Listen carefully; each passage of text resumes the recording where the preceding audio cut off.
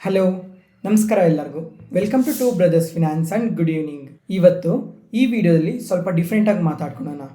ಪ್ರತಿ ವಿಡಿಯೋದಲ್ಲೂ ಆ ಕಂಪನಿ ಅಷ್ಟು ಬಿಲ್ಡೋಗಿದೆ, ಈ ಕಂಪನಿ ಇಷ್ಟು ರಿಟರ್ನ್ಸ್ ಕೊಟ್ಟಿದೆ ಅಂತ ಮಾತಾಡ್ಕೊತಿದ್ವಿ. ಆದರೆ ಇವತ್ತು ಈ ವಿಡಿಯೋದಲ್ಲಿ ನಮ್ಮ ಕ್ಯಾಪಿಟಲ್ನ ನಾವು ಯಾವ ಥರ ಸೇಫಾಗಿ ಇಟ್ಕೊಬೇಕು ಅಂತ ಮಾತಾಡ್ಕೊಳ್ಳೋಣ. ಸ್ಟಾಕ್ ಮಾರ್ಕೆಟಲ್ಲಿ ಒಂದು ರೂಲ್ ಇದೆ, ಎಂದೇ ಆಗಲಿ ನಿಮ್ಮ ಹತ್ರ ಇರೋ ಕಂಪ್ಲೀಟ್ ದುಡ್ಡನ್ನ ಎಂದೂ ಇನ್ವೆಸ್ಟ್ ಮಾಡಬಾರ್ದು. ಯಾಕಂದರೆ ಎಕ್ಸಾಂಪಲ್, ಇವಾಗ ನಿಮ್ಮ ಹತ್ರ 1,00,000 ಇದೆ ಅಂದರೆ ಬರೀ ಅದರಲ್ಲಿ 70,000ದಿಂದ 75,000 ಮಾತ್ರನೇ ಇನ್ವೆಸ್ಟ್ ಮಾಡಬೇಕು. ಇನ್ನು ಮಿಕ್ಕಿರೋ 25,000 ನಿಮ್ಮ ಹತ್ರನೇ ಇಟ್ಕೊಂಡಿರಬೇಕು. ಯಾಕಂದರೆ ಮಾರ್ಕೆಟ್ ಏನಾದರೂ ಕರೆಕ್ಟ್ ಆದರೆ, ಬೆಟರ್ ಆಪರ್ಚುನಿಟಿ ಕಾಣಿಸಿದಾಗ ಅಂಥ ಟೈಮಲ್ಲಿ ಮಿಕ್ಕಿರೋ ದುಡ್ಡನ್ನು ಇನ್ವೆಸ್ಟ್ ಮಾಡಬೇಕು. ಈ ಥರನೇ ಸ್ಟಾಕ್ ಮಾರ್ಕೆಟಲ್ಲಿ ವರ್ಕ್ ಆಗೋದು. ಯಾಕಂದರೆ ರೀಸೆಂಟ್ 2 ಮಂತ್ಸಲ್ಲಿ ನೋಡ್ತಾ ಇದ್ದೀರಾ, ಮಾರ್ಕೆಟ್ಸ್ ತುಂಬಾ ಕರೆಕ್ಟ್ ಆಗಿದೆ. ಪ್ರತಿ ಇಂಡಿಸಿಸ್ ಎಬೋ 10% ಕರೆಕ್ಟ್ ಆಗಿದೆ. ಅದಕ್ಕೋಸ್ಕರ ಇಂಥ ಟೈಮಲ್ಲಿ ಇದೊಂದು ಆಪರ್ಚುನಿಟಿಯಾಗಿ ನೋಡಬೇಕು. ಯಾಕಂದರೆ ಪ್ರತಿ ಸಲ ಮಾರ್ಕೆಟ್ ಫಾಲ್ ಆದಾಗೂ ಅದು ಮತ್ತೆ ರಿಕವರ್ ಆಗಿ ಬೆಳೀತಾನೆ ಹೋಗುತ್ತೆ. ಅದಕ್ಕೋಸ್ಕರ ಇಂಥ ಟೈಮಲ್ಲಿ ನಿಮ್ಮ ಹತ್ರ ಸ್ವಲ್ಪ ದುಡ್ಡಿದ್ರೆ ಅದನ್ನು ಸೈಡಲ್ಲಿ ಇಟ್ಕೊಂಡು ಯಾವ ಥರ ಇನ್ವೆಸ್ಟ್ ಮಾಡಬೇಕು, ಯಾವ ಕಂಪನಿ ಇವಾಗ ಅಟ್ರಾಕ್ಟಿವ್ ವ್ಯಾಲ್ಯೂಷನ್ಸಲ್ಲಿದೆ, ಯಾವ ಕಂಪನಿಯಲ್ಲಿ ಬೆಟರ್ ಗ್ರೋತ್ ಇರುತ್ತೆ ಅಂತ ನೋಡಿಕೊಂಡು ಅಂಥ ಕಂಪನೀಸ್ಗೆ ಇನ್ವೆಸ್ಟ್ ಮಾಡಬೇಕು. ಅದಕ್ಕೋಸ್ಕರ ನಿಮ್ಮ ಕ್ಯಾಪಿಟಲ್ನ ಅಥವಾ ನಿಮ್ಮ ಹತ್ರ ಇರೋ ದುಡ್ಡನ್ನು ಸೈಡಲ್ಲಿ ಇಟ್ಕೊಂಡಿರಬೇಕು. ಸೈಡಲ್ಲಿ ಇಟ್ಕೊಂಡ್ರೆ, ಹಂಗಂತ ಸೇವಿಂಗ್ ಅಕೌಂಟಲ್ಲಿ ಇಟ್ಕೊಂಡ್ರೆ ನಿಮಗೆ ಜಸ್ಟ್ 2-3% ಮಾತ್ರನೇ ರಿಟರ್ನ್ಸ್ ಬರೋದು. ಅದಕ್ಕೋಸ್ಕರ ಲಿಕ್ವಿಡ್ ಫಂಡಲ್ಲಿ ಇನ್ವೆಸ್ಟ್ ಮಾಡಬೇಕು. ಇವಾಗ ಲಿಕ್ವಿಡ್ ಫಂಡಲ್ಲಿ ಇನ್ವೆಸ್ಟ್ ಮಾಡಬೇಕು ಅಂತ ಬರ್ತಿದ್ದಂಗೆ ಎಲ್ಲರೂ ಮ್ಯೂಚುವಲ್ ಫಂಡ್ಸಲ್ಲಿ ಯೋಚನೆ ಮಾಡ್ತಾರೆ. ಯಾಕಂದರೆ ಇವಾಗ ಮ್ಯೂಚುವಲ್ ಫಂಡ್ಸಲ್ಲಿ ಏನಾದರೂ ಇನ್ವೆಸ್ಟ್ ಮಾಡಿದ್ರೆ 1 or 2 days ಕಾಣುತ್ತೆ. ಅದಕ್ಕೋಸ್ಕರ ಲಿಕ್ವಿಡ್ ETFs ಇರುತ್ತೆ. ಇದರಲ್ಲಾದರೆ ನೀವು ಈಸಿಯಾಗೆ ಸೆಲ್ ಮಾಡಿ ಡೈರೆಕ್ಟಾಗಿ ಇನ್ವೆಸ್ಟ್ ಮಾಡಿಬಿಡೋದು, ಅಷ್ಟು ಸಿಂಪಲ್ ಆಗಿರುತ್ತೆ. ಅದಕ್ಕೋಸ್ಕರ ಈ ವಿಡಿಯೋದಲ್ಲಿ grow Nifty one day rate liquid ETF ಬಗ್ಗೆ ಮಾತಾಡ್ಕೊಳ್ಳೋಣ ಕಂಪ್ಲೀಟಾಗಿ.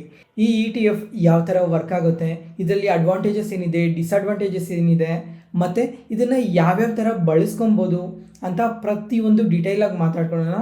ಈ ವಿಡಿಯೋನ ಕಂಪ್ಲೀಟಾಗಿ ನೋಡಿ, ಯಾವುದೇ ಕಾರಣಕ್ಕೂ ಈ ವಿಡಿಯೋನ ಸ್ಕಿಪ್ ಮಾಡೋಕ್ಕೆ ಹೋಗಬೇಡಿ. ತುಂಬ ಯೂಸ್ಫುಲ್ ಇನ್ಫಾರ್ಮೇಷನ್ ಇರುತ್ತೆ. Let's start the video. ಹೆಸರಲ್ಲೇ ಇದೆ grow Nifty one day rate liquid ETF. ಇದನ್ನು ಸಿಂಪಲ್ಲಾಗಿ ಬ್ರೇಕ್ ಡೌನ್ ಮಾಡೋಣ. ಹಿಂಗೆ ಅಂದರೆ ETF ಅಂದರೆ ಎಕ್ಸ್ಚೇಂಜ್ ಟ್ರೇಡೆಡ್ ಫಂಡ್. ಇದು ಮಾರ್ಕೆಟಲ್ಲಿ ಲಿಸ್ಟ್ ಆಗಿರೋ ಪ್ರಾಡಕ್ಟೇ. ಇವಾಗ ಸ್ಟಾಕ್ಸ್ ಯಾವ ಥರ ಇದೆ, ಮ್ಯೂಚುವಲ್ ಫಂಡ್ಸ್ ಯಾವ ಥರ ಇದೆ, ಅದೇ ಥರ ETFs ಕೂಡ ಇರುತ್ತೆ ಮಾರ್ಕೆಟಲ್ಲಿ. ETF ಏನಿರುತ್ತೆ ಅಂದರೆ, ಇವರು ಮಲ್ಟಿಪಲ್ ಅಸೆಟ್ಸ್ ಅಥವಾ ಸೆಕ್ಯೂರಿಟೀಸಲ್ಲಿ ಇನ್ವೆಸ್ಟ್ ಮಾಡ್ತಾರೆ. ಹೆಂಗೆ ಅಂದರೆ, ಇವಾಗ ಸ್ಟಾಕ್ಸಲ್ಲಿ ಇನ್ವೆಸ್ಟ್ ಮಾಡ್ತಾರೆ, ಬಾಂಡ್ಸಲ್ಲಿ ಇನ್ವೆಸ್ಟ್ ಮಾಡ್ತಾರೆ, ಕಮಾಡಿಟೀಸಲ್ಲಿ ಇನ್ವೆಸ್ಟ್ ಮಾಡ್ತಾರೆ. ಸೇಮ್ ಮ್ಯೂಚುವಲ್ ಫಂಡ್ಸ್ ಯಾವ ಥರ ವರ್ಕ್ ಆಗುತ್ತೋ ಅದೇ ಥರನೇ ವರ್ಕ್ ಆಗುತ್ತೆ. ಆದರೆ ಒಂದೇ ಒಂದು ಡಿಫ್ರೆನ್ಸ್ ಇದೆ. ಏನಂತಂದರೆ, ಮ್ಯೂಚುವಲ್ ಫಂಡ್ಸ್ ಮಾರ್ಕೆಟಲ್ಲಿ ಟ್ರೇಡ್ ಆಗಲ್ಲ, ಆದರೆ ETFs ಮಾರ್ಕೆಟಲ್ಲಿ ಟ್ರೇಡ್ ಆಗುತ್ತೆ. ಹೆಂಗೆ ಅಂದರೆ, ಮಾರ್ನಿಂಗ್ 9:15 ಯಾವಾಗ ಓಪನ್ ಆಗುತ್ತೋ, ಈವನ್ 3:30 ಹೆಂಗೆ ಮಾರ್ಕೆಟ್ ಕ್ಲೋಸ್ ಆಗುತ್ತೋ ಅದೇ ಥರ ಬೆಳಿಗ್ಗೆಯಿಂದ ಸಾಯಂಕಾಲವರೆಗೂ ETFs ಟ್ರೇಡ್ ಆಗುತ್ತೆ. ನೆಕ್ಸ್ಟ್ ಇವಾಗ grow Nifty one day rate liquid ETF ಬಗ್ಗೆ ಮಾತಾಡ್ಕೊಳ್ಳೋಣ. ಇವಾಗ ಈ ETF ಎಲ್ಲಿ ಇನ್ವೆಸ್ಟ್ ಮಾಡ್ತಾರೆ, ಯಾವ ಥರ ರಿಟರ್ನ್ಸ್ ಬರುತ್ತೆ ಅಂತ ಮಾತಾಡೋಣ. ಈ ETF ಎಲ್ಲಿ ಇನ್ವೆಸ್ಟ್ ಮಾಡ್ತಾರೆ ಅಂದರೆ, ಶಾರ್ಟ್ ಟರ್ಮ್ ಫಂಡ್ಸಲ್ಲಿ ಇನ್ವೆಸ್ಟ್ ಮಾಡ್ತಾರೆ. ಹೆಂಗೆ ಅಂದರೆ, ಗೌರ್ಮೆಂಟ್ ಸೆಕ್ಯೂರಿಟೀಸ್ ಇರುತ್ತೆ, ರೆಪೋಸ್ ಇರುತ್ತೆ, T-bills, ಓವರ್ನೈಟ್ ಫಂಡ್ಸ್, ಈ ಥರ ಸೆಕ್ಯೂರಿಟೀಸಲ್ಲಿ ಇನ್ವೆಸ್ಟ್ ಮಾಡಿದಾಗ ಲೋ ರಿಸ್ಕ್ ಇರುತ್ತೆ. ಲೋ ರಿಸ್ಕ್ ಇರೋದ್ರಿಂದ ಸೇವಿಂಗ್ ಅಕೌಂಟ್ಸ್ಗೆ ಕಂಪೇರ್ ಮಾಡಿಕೊಂಡ್ರೆ ಬೆಟರ್ ರಿಟರ್ನ್ಸ್ ಬರುತ್ತೆ. ಅದರಿಂದನೇ ಹೇಳಿದ್ದು, ಎಂದೇ ಆಗಲಿ ಅಡಿಷ್ನಲ್ ಕ್ಯಾಪಿಟಲ್ ಇದ್ದಾಗ ನೀವು ಡಿಮ್ಯಾಟ್ ಅಕೌಂಟಲ್ಲಿ ಇರಿಸಿದಾಗ ನಿಮಗಲ್ಲಿ ಯಾವುದೇ ಥರ ರಿಟರ್ನ್ಸ್ ವರ್ಕೌಟ್ ಆಗಲ್ಲ. ಅದ್ರ ಬದಲು ಈ ಥರ ಲಿಕ್ವಿಡ್ ETFsಗೆ ನೀವು ಇನ್ವೆಸ್ಟ್ ಮಾಡಿದಾಗ ಡೈಲಿ ರಿಟರ್ನ್ಸ್ ಇರುತ್ತೆ. ಎಂದೂ ನಿಮಗೆ ನೆಗೆಟಿವ್ ಆಗಿ ರಿಟರ್ನ್ಸ್ ಇರೋದೇ ಇಲ್ಲ.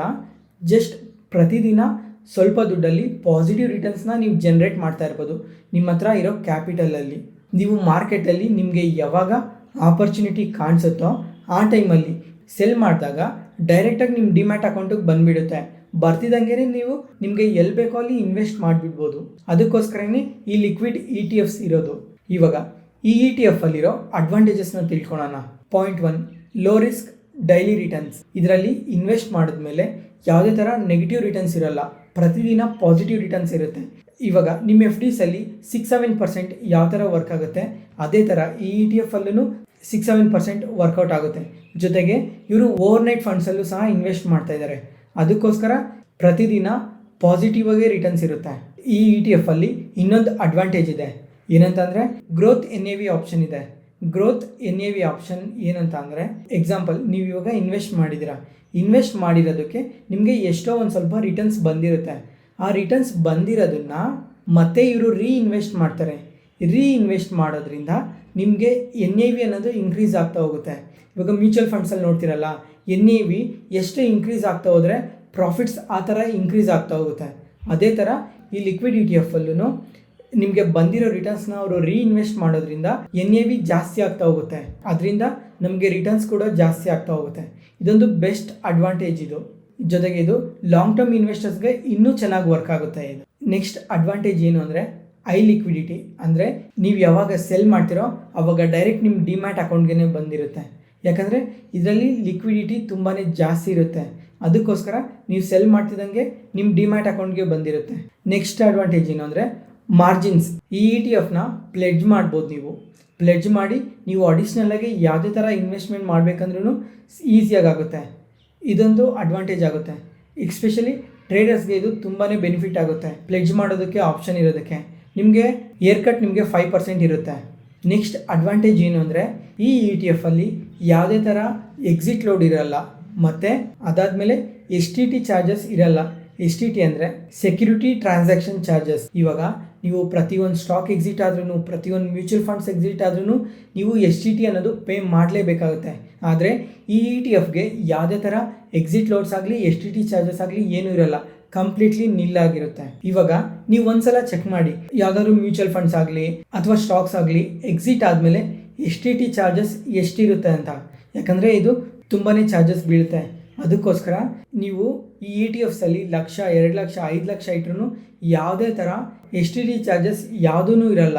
ಅದಕ್ಕೋಸ್ಕರ ಇದೊಂದು ತುಂಬಾ ದೊಡ್ಡ ಅಡ್ವಾಂಟೇಜ್ ಆಗುತ್ತೆ. ಅದಾದಮೇಲೆ ಇವಾಗ ಡಿಸ್ಅಡ್ವಾಂಟೇಜಸ್ ಬಗ್ಗೆ ನೋಡೋಣ. ಇದರಲ್ಲಿ ಎಕ್ಸ್ಪೆನ್ಸ್ ರೇಷಿಯೋ ಇರುತ್ತೆ.